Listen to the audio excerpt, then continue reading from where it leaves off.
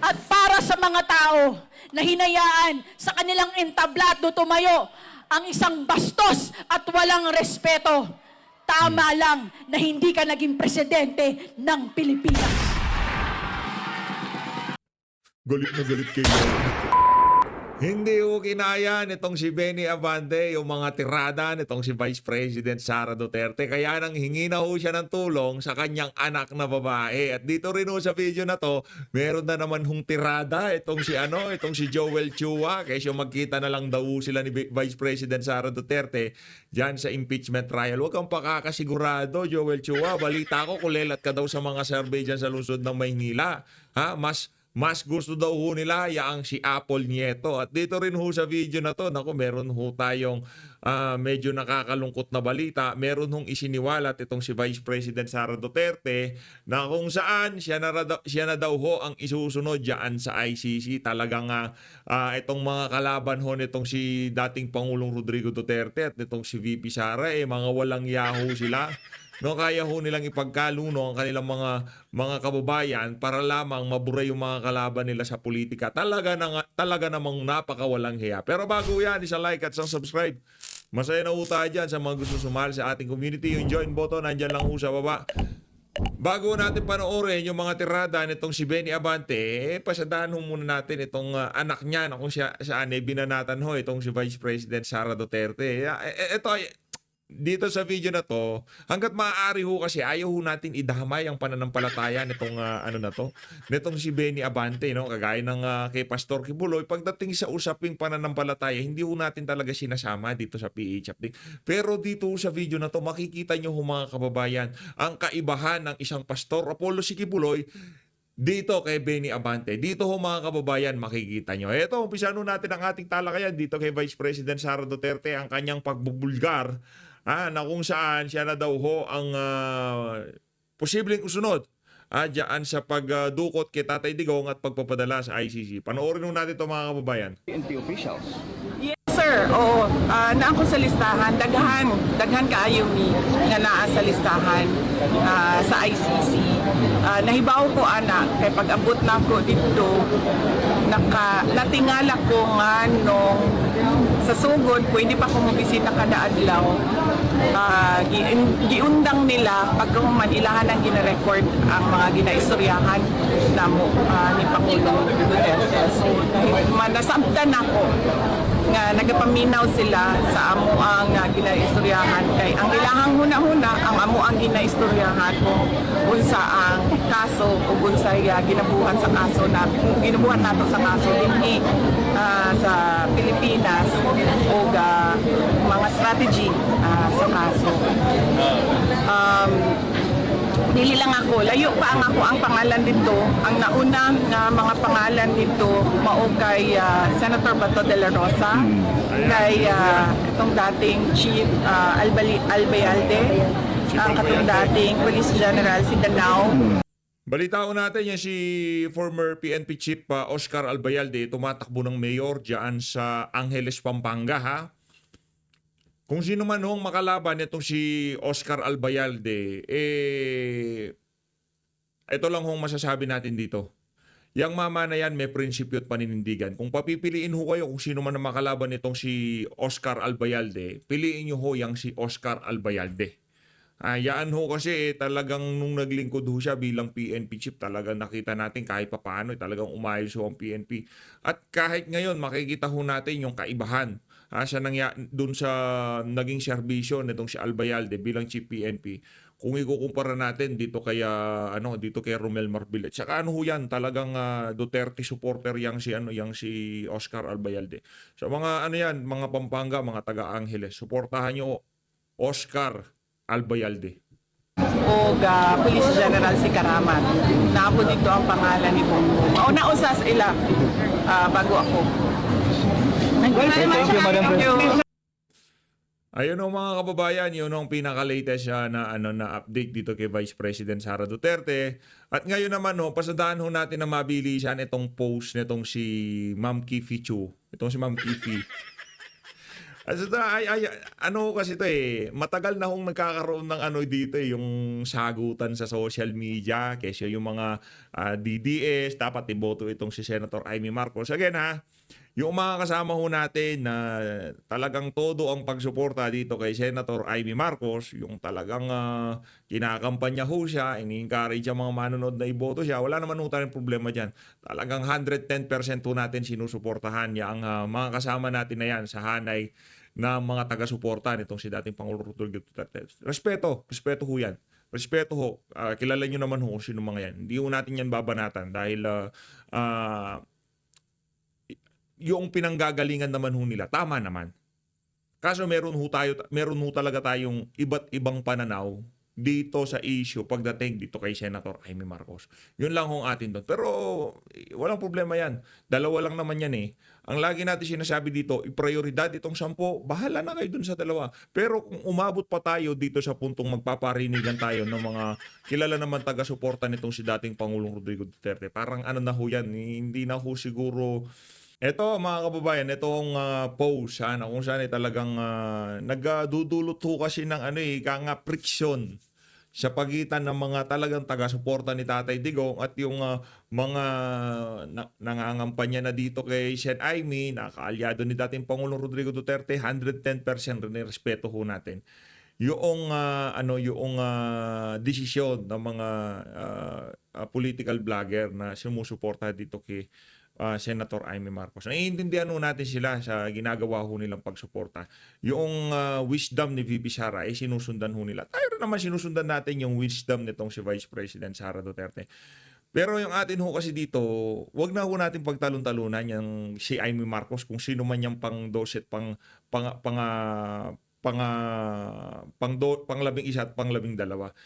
Ito kasi parang yung spotlight dapat nandito sa 10 na to kasi ito yung mga personal na inendorso at tinaas na kamay nitong si dating Pangulong Rodrigo Duterte, di ba ho?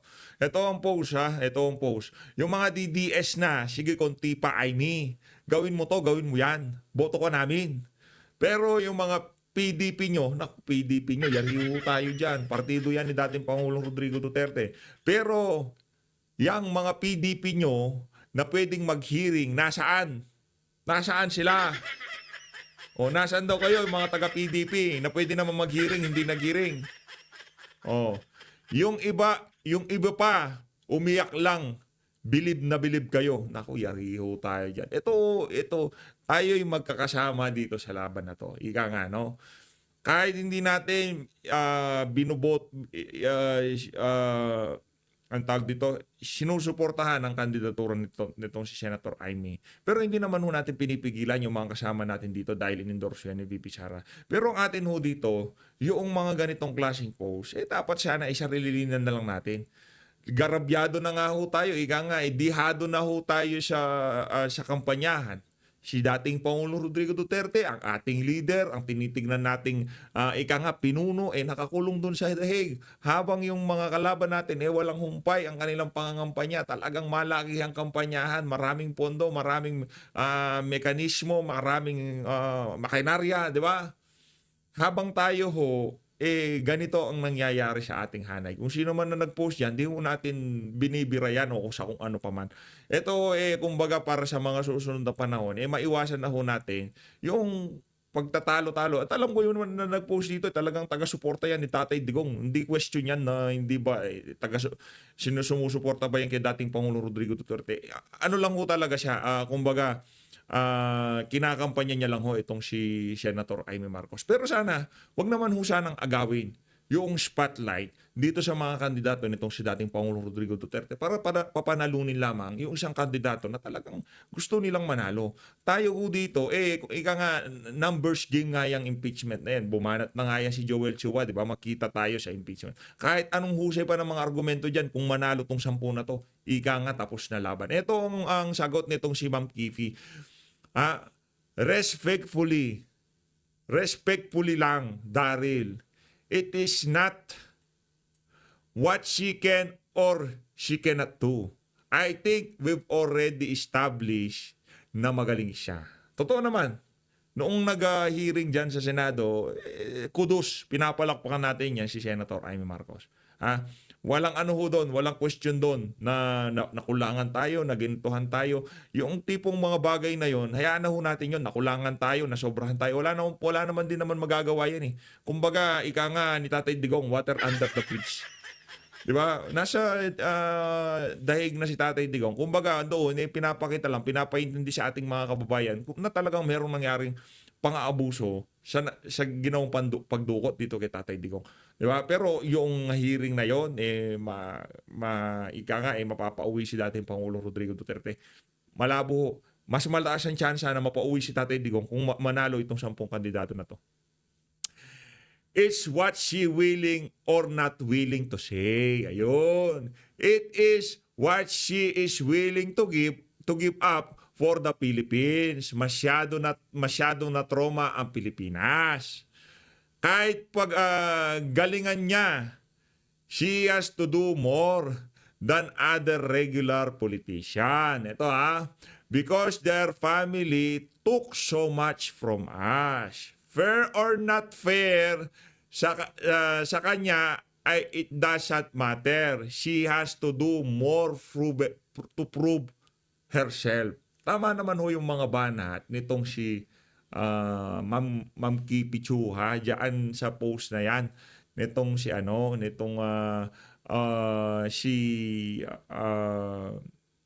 kay Senator Amy Marcos. Binibida, na kesyo nag-hearing, nasa na yung mga mga senator ng PDP, yung tipong aabot ka doon sa punto na pati yung partido ni dating Pangulong Rodrigo Duterte, babanatan mo. Kahit tayo minsan hindi tayo sang-ayon o parang medyo dispalinghado yung mga decision nila dyan sa PDP. Pero ni minsan di nyo ako narinig nagsalita dyan. Kasi nirespeto natin. Chairman Emeritus si dating Pangulong Rodrigo Duterte dyan. Sa PDP, siyang utak niyan, siyang ulo niyan. Kung ano man maging desisyon niyan, desisyon ni Tatay Digong yan. 'Di ba? Kung hindi man desisyon ni Tatay Digong, napag-usapan yan. Ika nga, kinonsulta sa kanya, ilinatag sa kanya. Kaya kung aabot tayo doon sa punto na pati yung partido ni dating Pangulong Rodrigo Duterte, bibirahin, tapos pati yung mga senatorial candidate natin na kasalukuyang senador, mabibira din sila. Parang sobrang para lang mapapanalo tong isa na to. Talagang dudurugin na natin itong lahat ng pati itong mga kasalukuyang senador, sisiraan na rin natin. Parang nalabuan lang ho tayo. Bayan o sariling pamilya? Yun ang katanungan doon. Na ang makakasagot lang ho, itong si Senator Amy Marcos. Kasi kung pipiliin niya, pamilya niya, itong si Marcos Jr., wala ho tayong aasahan. Oo, nag-hearing siya. Oo, hanggang saan naabot yung hearing niya. Di ba? Yun nga sinasabi natin lagi dito sa PH Update. Special ho yung si Senator Amy Marcos. Kumbaga sa sa mga switch, yan ho yung special. Yung kumbaga pagka nag-order ka ng halo-halo, yung si Senator Amy Marcos, siya yung merong extra leche plan, ika nga. Kaya kailangan niya mag-extra effort diyan sa pagiging senador niya, diyan sa pagbanat, hindi sa pagbanat diyan sa paninindigan niya kung anong tama ngayong mga panahon na to para sa ating bayan. Hindi ho para banatan si Marcos Jr. Kasi parang parang ginagamit yung dapat banatan ni Amy si ganito, dapat banatan ni hindi. Wag ho tayo doon. Kasi pagka naninindigan si Amy Marcos kung anong tama para dito sa bayan na to, sa ayot sa gusto niya, talagang tatamaan ng kapatid niya. Kaso hindi pa ho tayo umaabot doon. Yung pagkakandak ng hearing diyan sa House of diyan sa Senado. Yun nga tanong natin kung halimbawa ba hindi election, mangyayari ba yung hearing na yan? Kung halimbawa, tanong lang kasi nung mga nakalipas na panahon, hindi naman ganyang kabibo yung si Senator Amy dyan sa Senado di ba? Parinig lang ho siya ng kaliwat kanan. Ngayon, nailatag ko sa inyo to, kayo na hong bahala dyan sa punto de vista nyo dyan sa comment section. Pero para sa atin, bilang isang tunay na taga-suporta ni dating Pangulong Rodrigo Duterte, hindi pa para banatan natin ang PDP o yung mga senador nating kasalukuyan, kasi nasaan sila, yung iba nag-iiyakan lang. Parang below the belt, sorry. Parang below the belt ho yung banat na yun. Para sa atin pwede ho tayong mali dito kung sa tingin nyo, tama yung banat na to nabanggit na rin itong si Ma'am Kifi. Nako, love ko yan si Ma'am Kifi. Pagdating kay Ma'am Kifi, talaga naman. Diba? Madam, kagaya nung nasabi ko sa'yo, hindi muna natin masasagot yung mga birada sa'yo doon sa TRICOM dahil hindi pa na ang tawag dito, hindi pa suspended. Suspended ba kailangan? Hindi pa terminated yung hearing.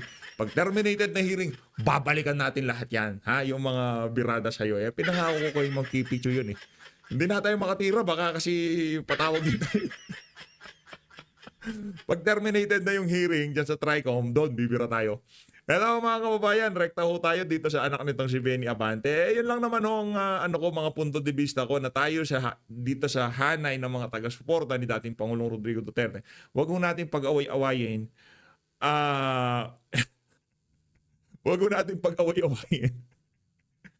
Huwag ho tayo mag-away-away dito sa dalawang kandidato. At huwag natin agawin yung spotlight na ibinigay ni Tatay Digong dito sa 10 na to at ilipat dito sa isang kandidato na nung mga nakalipas na buwan, hindi mo natin malaman kung anong mga tayo niya sa mga isyu sa ating bansa. Okay ho ba yun? Di ako nang-aaway. Wala ho tayong binabanatan dito. Yung mga kasama natin, yung iba, ano pa natin yung mga iniidolo natin. Sinusuportahan nila itong si Senator Amy. Pero personally, tayo, hindi ho talaga natin susuportahin yan. Kahit maghalo ng balas si Tinalupan. Huling Marcos na ho si Marcos Jr. Kung gagawin ng magaganda performance si Amy, pagdating ng panahon, hindi ho natin siya babanatan. Hindi ho tayo magiging anti-Marcos. Pero last Marcos na ho si Marcos Jr. na ibuboto natin. Bilang isang Pilipino, bilang PH update, o hindi na ho tayo mangangampanya sa mga yan. Mga merong saltik sa utak. lang yung mga Marcos na yan, di ba? Mga merong saltik sa utak. Na mga napulburunan eh. Di ba? Kita nyo naman ho, pati anak ni Amy Marcos, di ba? Doon na lang. Doon na lang. Tingnan nyo na lang ho yung Manotok, yung gobernador ba yun? Di ba? Hindi malaman kung saan babaling ang panga. Kung yung mismong anak mo, nagbabangag, di ba? Hindi mo napapangaralan. Paano pa yung kapatid mo? Anak mo nga, di ba? Kay Senator Amy Marcos. O kung gusto niya siyang boto niyo siya, walang problema. Pero iba na ho to. Ika nga, dapat matuto ho tayong manindigan dito sa Pilipinas. Hanggat hindi natutong manindigan ng sambay ng Pilipino na yung kunting sundot lang sa peti, boboto nyo na kagad. Pag sinabi na hindi buboto, hindi iboboto. No ifs, no buts. Pagmamay-ari nyo ho yan. Ngayon, kung mahal nyo si Tatay Digong, itong sampung ito ang ikampanya nyo. Period. No ifs and no buts. Kasi ganito yan, artista, kasi hindi ko gusto. Hindi! Kung mahal nyo si Tatay Digong, no ifs, no buts. 10, prioridad. Huwag natin agawin yung spotlight na ibinigay ni Tatay Digong sa kanila. Huwag ho tayong magpausbong ng kung ano pa mang issue na yung mga ano nyo nga, di man nag-hearing. Saan yung hearing nito si Amy? Nagtatanong ka kung sinong mastermind. Alam mo naman kung sino mastermind? Bullshit na yan. Huwag ganun. Mumukha tayong tanga dyan. Ito, re-recta ho tayo dito sa anak ni Benny Abante. Ito.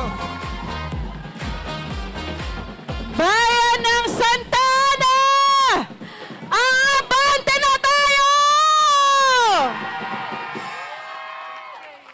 Bayan ng Santa Ana, Oh. pasensya na po. Bago po magsalita ang aking ama, pinili Oh. ko pa talaga na tumayo sa Sige. entabladong ito. Sige lang, sige. Higit 5 dekada noon, dumating ang isang Benny Abante dito sa Santa Ana. Isang batang Santa Mesa, tinawag ng Panginoon na magsimula ng isang gawain dito sa Santa Ana. Binata, bata, kumatok sa bawat pinto, nagpakilala. Kung merong totoong nakakakilala sa isang Benny Abante, mula bata hanggang ngayong congressman na, yan ang bayan ng Santa Ana.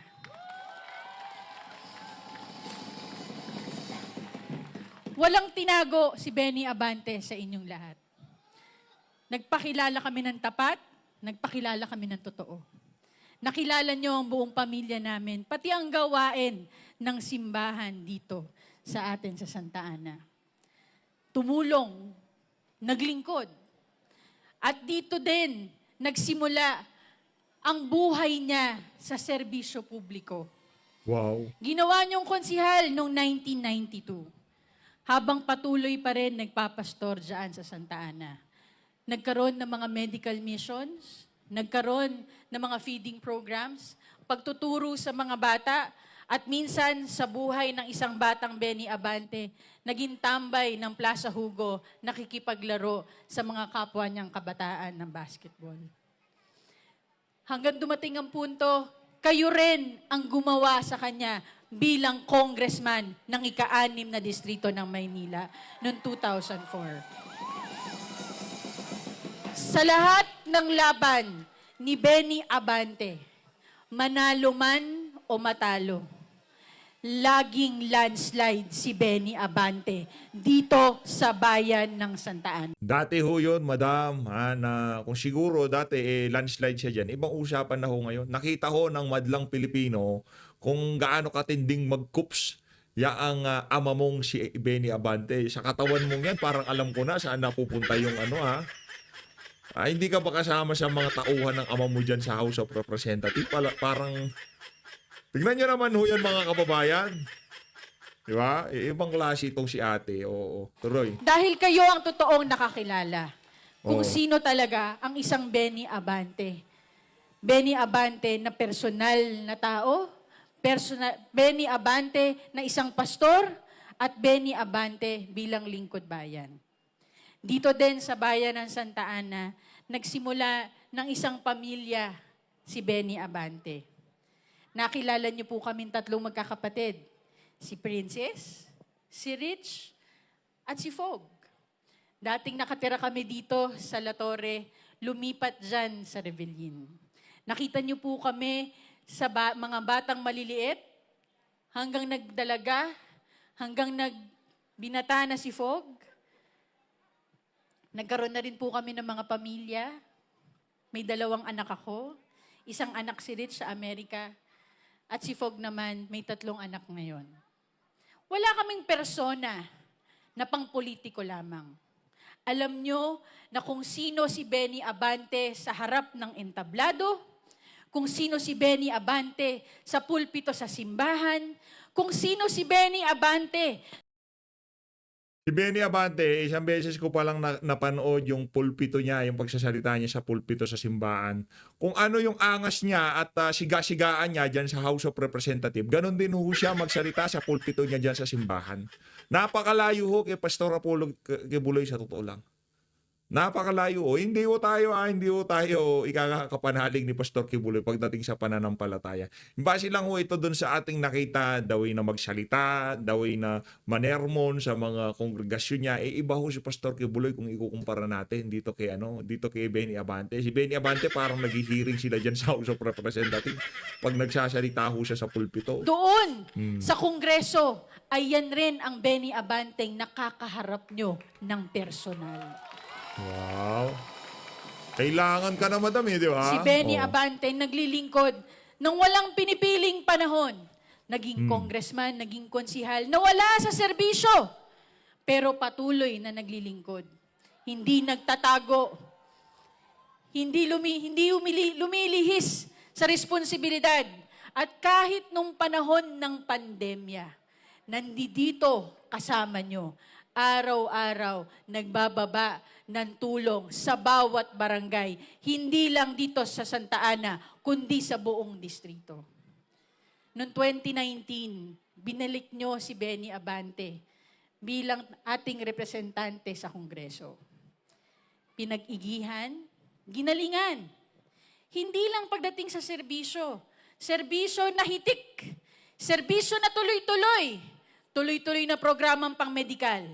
Tuloy-tuloy na programa para sa mga nangangailangan, pondo sa ospital, pagpapaayos ng mga magagandang infrastructure programs dito sa ating distrito, mga livelihood programs, mga educational programs. Hindi lang naging magaling sa serbisyo, naging magaling pa sa Kongreso. May mga batas na napasa na siya mismo ang sumulat. Ngayon, tumatakbo muli. Isa-isahin mo kasi. Hindi pwede ganyan sa amin.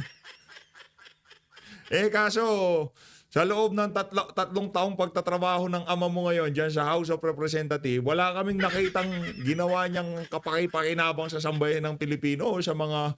hindi ko natin alam kasi nakikita lang naman natin si Benny Abante dyan, nagkukup siya mga hearing dyan sa TWEDCOM, dyan sa TRICOM, dyan sa Committee on Bad Government. Yan lang naman ang ginagawa niya eh.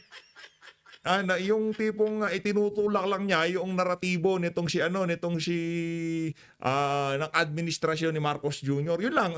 Basically siya, aso siya ni Marcos. Aso siya ni Tambaluslos. Yun. Yun ang ginawa ng amo mo. Nagpaka-aso ay ng ama mo pala, hindi amo, sorry. Yun ang ginawa ng amo mo. Nagpakabanal na aso siya kay Tambaluslos at kay Marcos Jr. Yun ang ginawa niya sa loob ng 3 taon.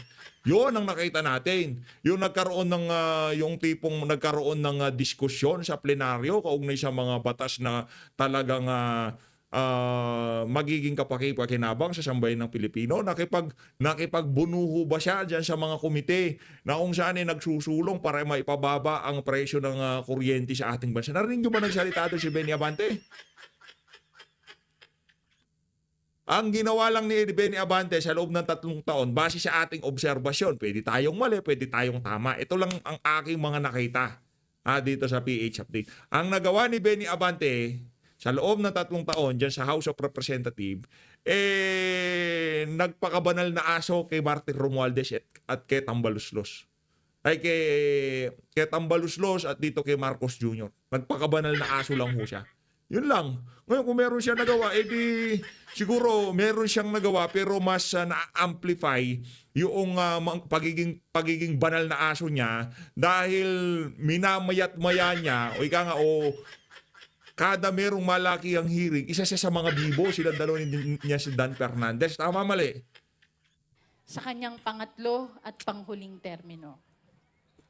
Hindi naman nakakagulat na may lalaban at lalaban. Kasi karapatan ng bawat isa yan eh.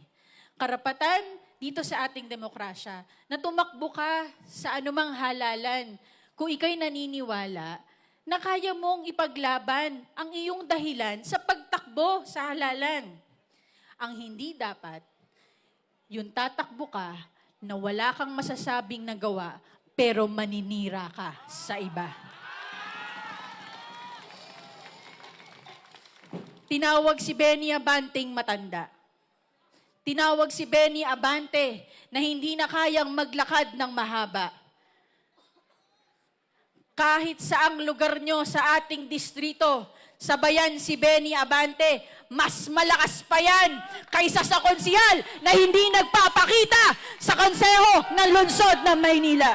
No? Ba't kaya hindi ka mag-congressman, madam? Feeling ko mas magaling ka sa tatay mo.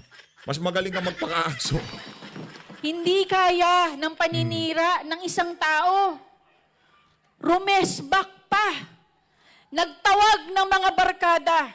Nako. Nakakalungkot.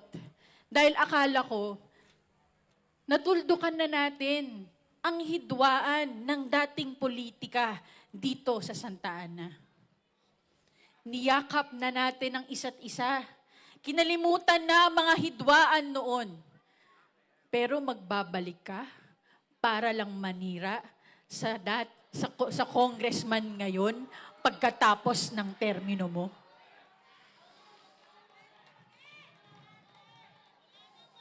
Masakit sa akin magsalita laban sa isang dating naglingkod sa ating distrito. Dahil lagi akong magiging proud sa mga batang Santa Ana na naglingkod sa ating lungsod. Pero hindi ako papayag na gagawing katotohanan ang paninira laban sa aking ama. No. Yan. Gusto ko yan. Ano yung mga paninira sa inyong ama? Ano yung paninira? Yung pagiging banal na aso niya dyan sa House of Representatives? Yan ba? Yan bang paninira? Walang paninira doon. Tanungin nyo yung mga tao sa social media, pakinggan nyo ang sentimiento nila kaugnay dyan sa mga pinaggagawa ng ama mo dyan sa mga hearing dyan. Di ba? Ma'am Kifi, sabi ko sa'yo, magkakapanahon din yung mga yan. Kakapanahon din yung mga yan. Hindi ako papayag. Nagagamitin nila ang mga entablado para magsabi ng kasinungalingan, paninira, dahil hindi kayang takpan. pinakamaganda, madam, magsuot ka rin ng ano dito, yung cross. Magsuot ka rin para talagang Benny Abante na Benny Abante ang mga datingan mo, no? Di ba? Suot kang gano'n. Ng inyong paninira ang kakulangan nyo sa serbisyo dito sa ating distrito. Wow. Hindi pa sila doon natigil. Naghanap pa ng dayo. Kala mo liga? May hugot? Napikon tong si ate. Napikon siya doon sa ano, yung props niya. Nakaganyan lang si Vicky siya yun. Napikon no, ito si ito anak ni Benny Abante doon sa ilinabas na props nitong si Bibi Sara, yung linagay na background, yung dila nitong si Banal na Aso, di ba? Nakaganon siya doon, di ba? Oh. Sabihin mo kasi sa tatay mo, wag niyang ilabas yung dila niya sa social media. Oh, yan to rin nagagamit na props si Bibi Sara. Tatayo ka dito sa Oh. aming lungsod. Oh. Tatayo ka sa aming distrito. Wala ka naman na ambag sa mga buhay ng aming mga kadistrito. Para Galit na. Kalma ka lang, baka atakein ka sa puso, sa katawan mong yan. Feeling ko, tumataas ang high blood mo eh. Diba? Kalmahan mo lang, madam. Huwag masyadong mainit ang ulo. Politika ganyan. Sinabi mo, 1992 pa lang eh. Nasa loob na ng politika ama mo eh. Parang baguhan kayo. Ganyan no talaga sa politika. Yung ginawa bang pagdurog ng mga kasama yung ama mo dito kay Vice President Sara Duterte dyan sa House of Representatives. Nag-iyakan ba kami ng ganyan? Sinabi ba namin na tinanggap namin yung paninira nitong si Banal na Aso kay VP Sara? O yung pagbira nila kay VP Sara dyan sa House of Representatives? Pero nanto ko, kung hindi, sabi mo sa ama mo, kung hindi niya na kayang pagtanggol na sarili niya, tumigil na siya sa pamumulitika. Huwag na siya tumakbo ng congressman. Ikaw na lang tumakbo para mukhang matapang ka eh. At mukhang mas malakas kang kumain kaysa dito kay Jude Asidre eh. Ikaw na lang tumakbo ng congressman. Para meron ka jamming yung si Jude Asidre sa pantry ng House of Representatives. pastusin! Para siraan ang aming congressman naglilingkod ng tapat at totoo na walang pinipiling panahon. Nako, palagay ko eh, mayat maya ikaw na pagsasalitain ng iyong ama niya. Ano ho ito, sa tingin ko, namumusisyon na rin ho siya sa ano, dyan sa Maynila. Eh kaso, wrong timing ka, madam. Ang dami ng oras, pagkakataon. Ang dami ng pwedeng kampihan, ang dami ng pwedeng,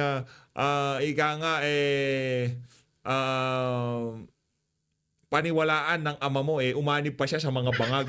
Kaya yan ang inaabot nyo ngayon. Ngayon nagpapanik kayo, isang beses pa lang nagsalita si Bibi Sara, di na kayo magkanda-ugaga sa pagsagot sa kanya. Akala ko ba, sabi ng ama mo, hindi na siya sasagot. Hahayaan niya na lang. Gusto ko siya sumagot eh. Di ba?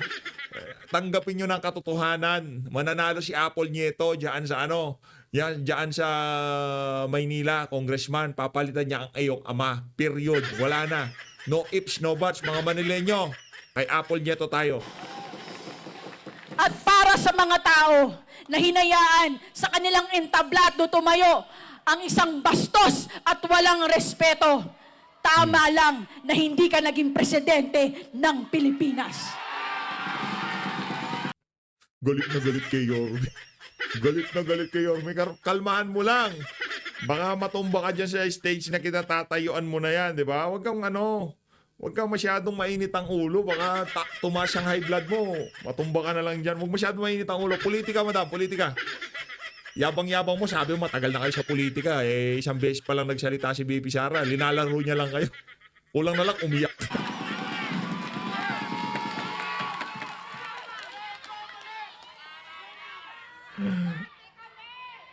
Bayan ng Santa Ana, Oo. ika-6 na distrito ng Maynila. Kilala niyo po kami. Buong pamilya namin. Nagtabaan na lang kami, sabi mo.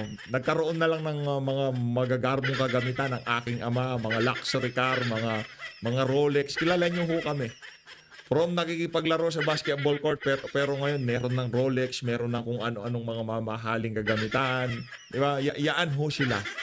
Mga taga Santa Ana, kilala niyo ho sila. Walang tinatago. walang tinatangi sa serbisyo. Sa harap ng Panginoon, sa harap ng tao. Tulungan niyo po. Suportahan niyo po. Ipaglaban niyo ho. Gawin niyong 3-termer congressman, si Benny Abante.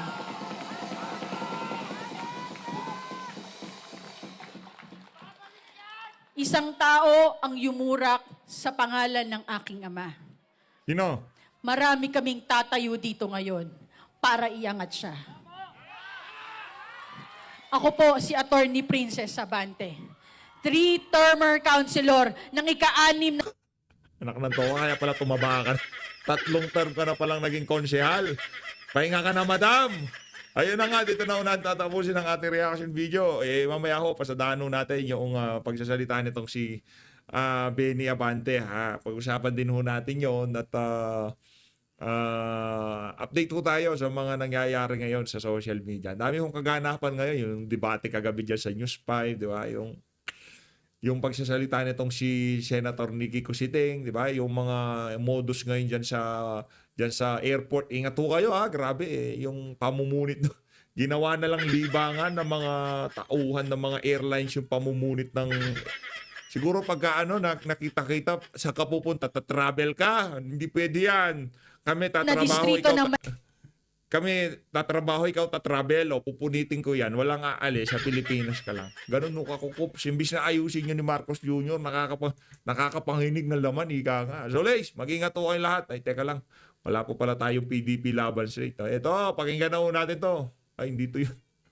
Mega love shoutout sa Archie De Rocas. Ang tagal na nito Dito tayo, game! PDP Laban Street, PDP Laban Street, Nasa kanila ho PDP ang Laban spotlight Street, PDP Laban.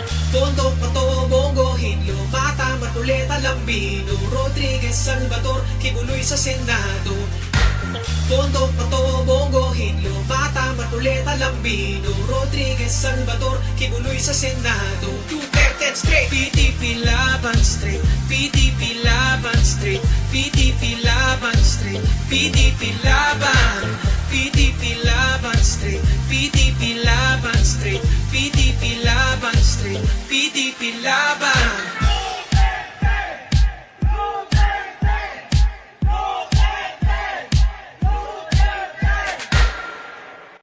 PDP Laban Street, PDP Laban Street, PDP Laban Street.